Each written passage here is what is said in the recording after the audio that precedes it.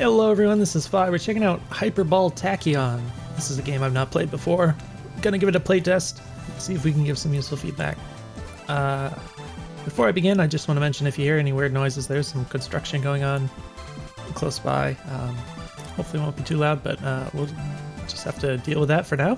But I do have the game page open here. It says bounce and slam your way through 10 levels at insane speeds. Use your top spin and dash to climb walls and launch yourself forward. Try to beat your time and get a better medal at the end. In development, music from Amiga Deluxe. So that's all we got here.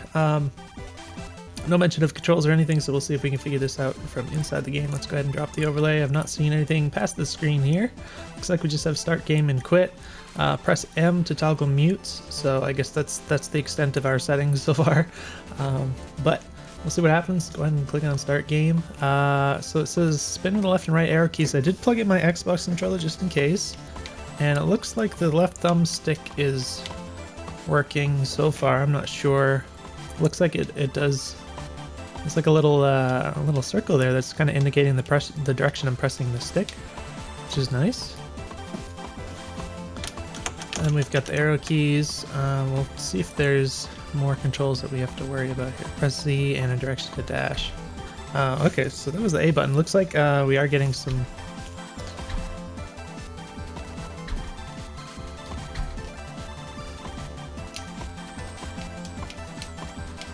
I'm just trying different buttons. So X, A, and B all do what appears to be just like a jump, which kind of works in the air, I guess, until you hit the ground. Looks like if you use it while you're bouncing up, you get a little bit more air than you would otherwise. So it's a little bit physical, but not... Oh.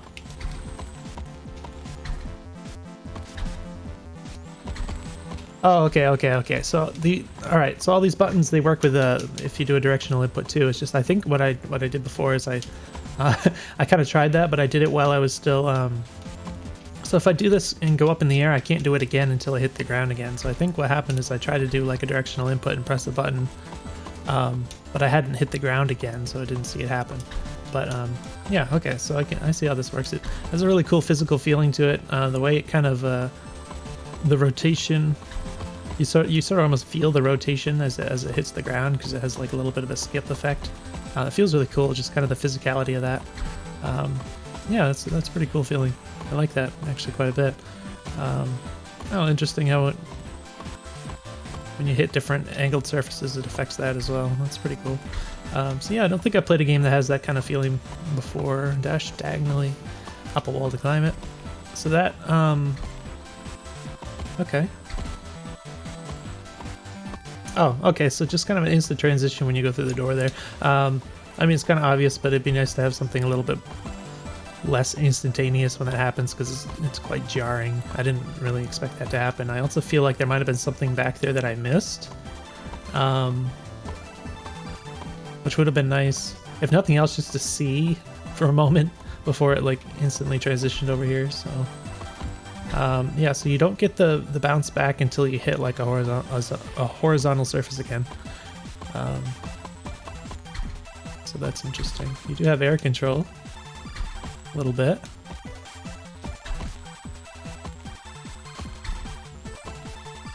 Interesting. I wonder if there's any other buttons. Alright, so we've got another door here. Just for curiosity's sake, I'm gonna look down here. Oh, I can kind of do this down and more of a bounce out of it, I guess.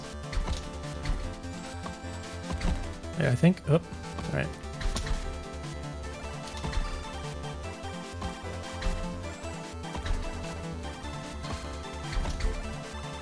Okay, so I guess you can kind of maximize your height if you launch yourself downwards and then immediately add the boost to the bouncing inertia there, or momentum, I guess I should say. Can get a little funny in the... You get caught in between stuff like that and you bounce around a lot. Let's see, I guess we have... So yeah, hard for me to really get a grasp at this point of like how to play this more optimally. I know it mentioned on the game page about like getting better times and such. So that's kind of interesting to think about. I don't really know like where to begin as far as like what's going to be more optimal play. I guess one thing I have noticed is it seems to make a little bit of a difference, like when you land, if you're rotating in the right direction or not, that kind of thing. I wonder if there's anything up there. Oh, I think I saw text up there. There's Easter egg. So something like there's an Easter egg up here, go away or something like that. Interesting. So I wonder how you might be able to get up there. Or maybe it said there's no Easter egg. Is there a way to go up there? The only thing I know of to do is what I said before about how you can kind of maximize the height of your jump a bit, but I don't know how to get up any higher because there's no... Once you do that, you don't have any more boost. So I don't know. There's no Easter egg. Okay, so I'm pretty sure it says there's no Easter egg up there, go away, and it's one of those things where it's like I'm not even sure if I should trust it because you know, it could just be lying. But on the other hand, I don't actually see a way to get up any higher, just barely enough to kind of see the text. Not quite all of the text, but enough to get the idea of what I'm looking at, I guess. So I'm just gonna go ahead and move on.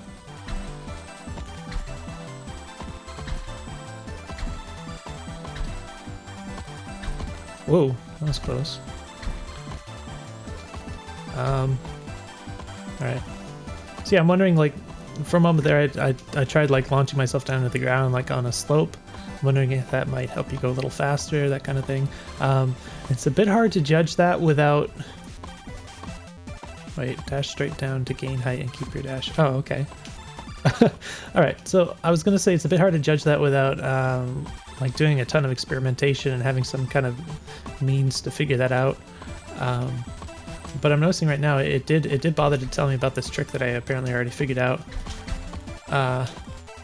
So can I pause this?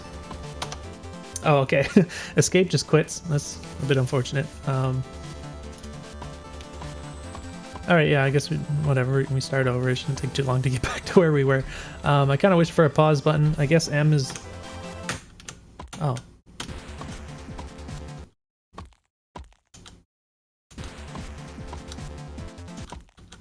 Okay, it looks like there's 4 different mute settings.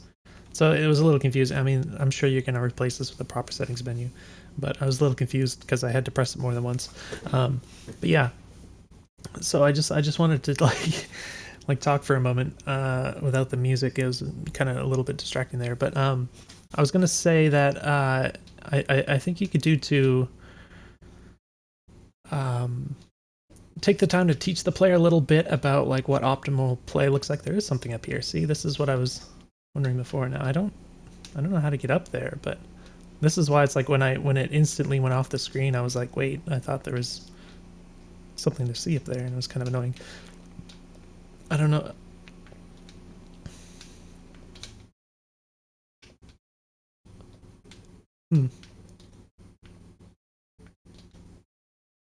Yeah, I can kind of get close, but not that high up there, so I'm not really sure what other moves there are that might be able to bring me up there. It's really intriguing. Yeah, I like that kind of thing. I guess like if you figure it out later, you can come back here. And in any case, yeah, so I was just going to say, I think you could do to take the time to teach the player a little bit more about optimal play. So as opposed to just like only teaching them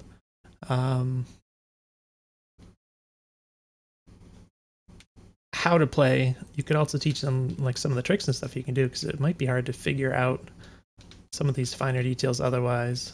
Not necessarily everything. I mean, if you really want to keep something a secret, it's understandable enough, but that's interesting. Okay.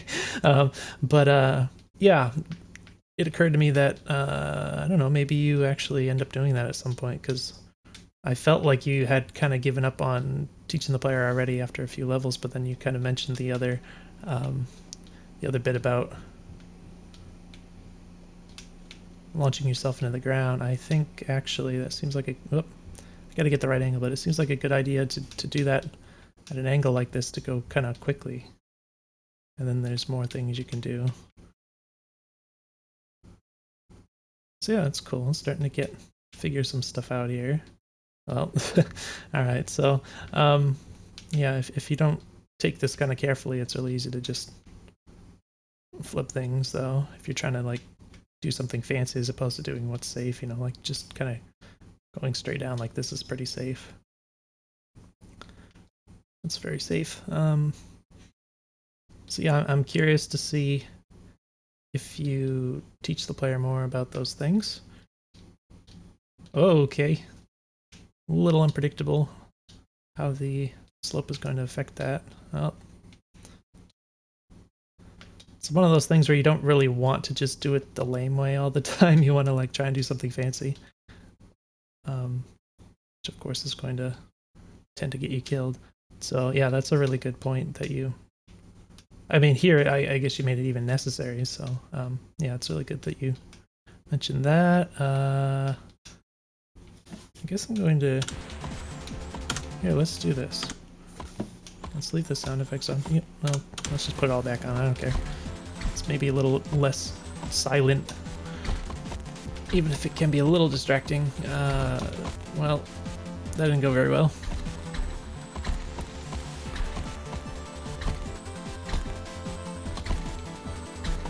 Oh, shoot. Oh, alright. Yeah. The physics at play does take a little bit of control away from you once in a while if you start bouncing off these surfaces. You can't make like really quick movements. Like quick adjustments, I should say. Because you're kind of at the mercy of the physics force being applied when you hit a surface like that. Oops, that is not what I intended. But it is exactly what I did. Oh, shoot. Okay. Oh.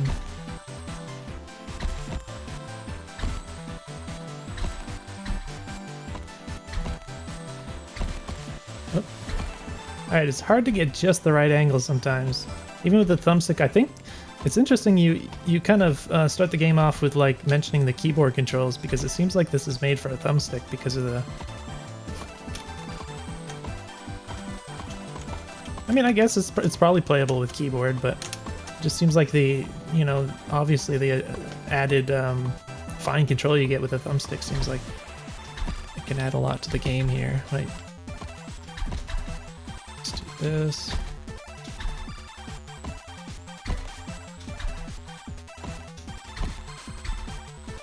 So yeah, starting to get the hang of it.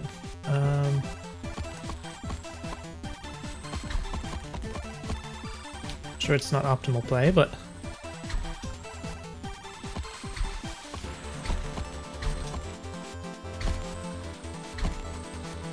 it's a little hard to see below you sometimes when you go up high. I wonder if you might want to tweak the camera a little bit. I'm not sure how important it is to see above you as opposed to seeing below you, because you're generally, you know, generally there's stuff below you that you're looking at, it seems, for the most part. In some of these cases, you're going upward, so it's like, well, that's a little different.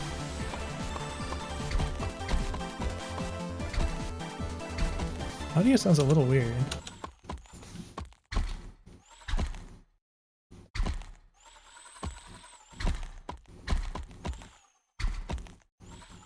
Alright, this is a sort of crunchy sound in there. It sounds a little weird to me. For a moment, I was wondering if it was actually clipping. But I think it's just intentional. I'm not sure what that sound is. I don't find it very pleasant. Kind of scratchy, clicky sound to it. That's okay. I don't remember what I was talking about before I went off on that tangent there, but... Oh, yeah, the camera. So, yeah, maybe you can do just... obviously, it's extra work, but you could do camera zones.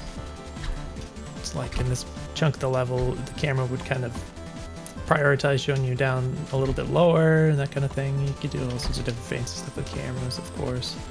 But there are those occasions where it's like I'm jumping over pits of spikes and I can't really see down there as well as I wish I could. Alright, this part's a little bit trickier for sure. I keep trying to go up there, but it's like I can't quite make it that high, so I gotta go to the left. It's fine. So if I actually just focus more on this, I'll get further rather than, you know, I'm talking and I'm not really not really focusing that much while I'm doing that. Oh shoot. I tried to go straight down, I had a little bit of an angle there. Yeah, so that is one, that's probably one actual big benefit of using the keyboard controls, is that you're unlikely to have these slight off angles that mess you up when you just want to go like straight down or whatever. I don't know if the D-pad works. I don't think the D-pad works. That would be something that's probably worth implementing. And that's also good because, like, generally, oh my gosh, generally controllers have both the thumbstick and the D-pad. So if I have parts where I feel like it's easier to grab the D-pad just to make absolutely sure I get accurate inputs or whatever, then I could just like reach for that briefly, and then otherwise I could use the thumbstick, and being able to go back and forth might be nice, I guess. So I don't know why I'm glowing. I guess I'm gonna figure out at some point. Oh, I have more boosty effects. Okay, that's just sort of happened. There's no explanation or anything, but that's cool. Oh, I feel really fast and stuff now. That's cool. Yeah, just the amount of speed and maneuverability I have like this is really fun. Alright, that didn't quite make it where I wanted it to go.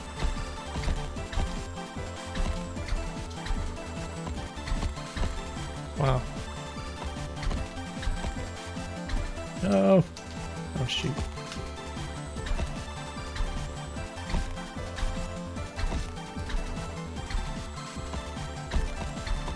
What? This whole thing is moving.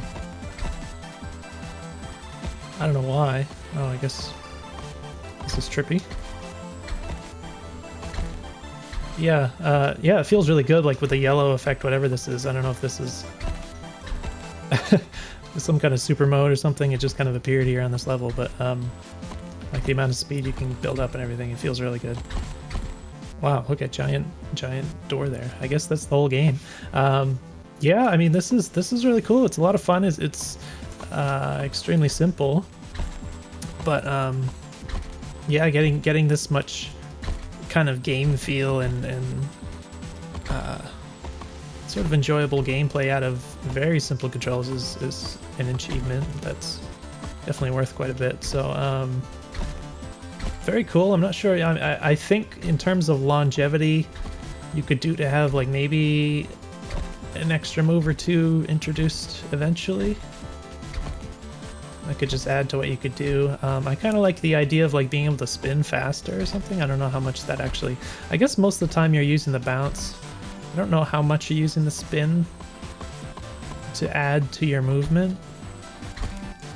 Because I noticed like right in the beginning I was kind of noticing how you have this, you know, you can kind of feel how the spin affects. To be honest, I'm not even sure that the spin does affect it. I think it might just be visual, but it feels that way when you're playing.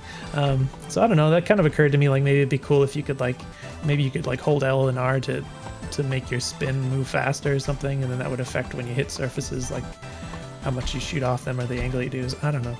That might just be worthless or feel bad or something, but it'd be cool to have a couple more moves, and obviously, you know, just more cool things you can interact with in the levels. So one thing that I think adds a lot to platformer games in particular, generally platformers have pretty simple controls, but they add a lot by having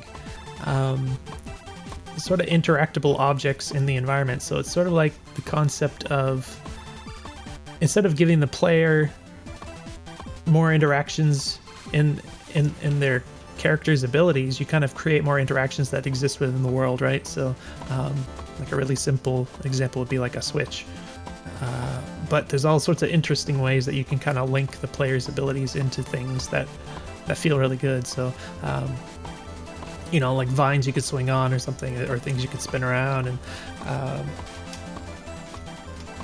I guess you could even have like, I don't know, like buttons. You could have like a button on the ceiling or something that you'd have to like bash into. Maybe just feel good to just punch into this big juicy button really hard because you have this kind of like launch ability. You can launch in any direction, that kind of thing. But you know, there's zillions of sources of inspiration for those kinds of things. There's all sorts of platformers like Celeste and such that have different different in-world mechanisms. There's also like one of my favorites is like the Metroid games. Things like Metroid Prime, where like the morph ball goes into like a little slot or something and you spin around and it moves something in the environment, stuff like this. So I would suggest, you know, taking the time to think about these sorts of things, because you can add a ton to the game without actually changing the controls. Really? Wow, what the heck? I just made it up here like without even trying. Okay, that's kind of funny. Interesting. I was just like idly messing about, and I guess I just what did I even do? I guess I just got the perfect angle going like this. I don't know, maybe just playing the game more, I got a better feel for the controls already. Yeah, that's really cool. I like the Easter eggs. The Easter eggs are great, but this is a lot of fun. I really want to see where it goes, and I hope this video is useful for you. It seems like pretty early in development, so being fun this early is great. But let me know if you have any questions, and I'll see you in the next video.